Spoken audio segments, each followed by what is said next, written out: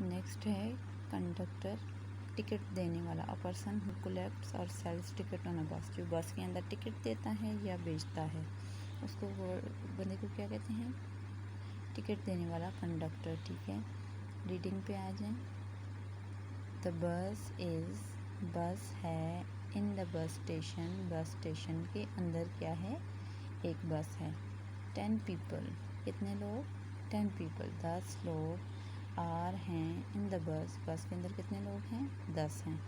The driver is in his seat, और driver किधर है जी? ड्राइवर अपनी सीट पर बैठा हुआ है। The conductor is standing, conductor किधर है जी? टिकट देने वाला खड़ा है। नियर द बस, बस के करीब खड़ा है। मिसेज़ अली इज़ गेटिंग, चढ़ रही हैं इनटू द बस। अब तस्वीर में देखिए मिसेज़ अली क्या कर रही हैं? बस में चढ़ रही हैं। शी इज़ कैरिंग, उन्होंने उठाई हुई है।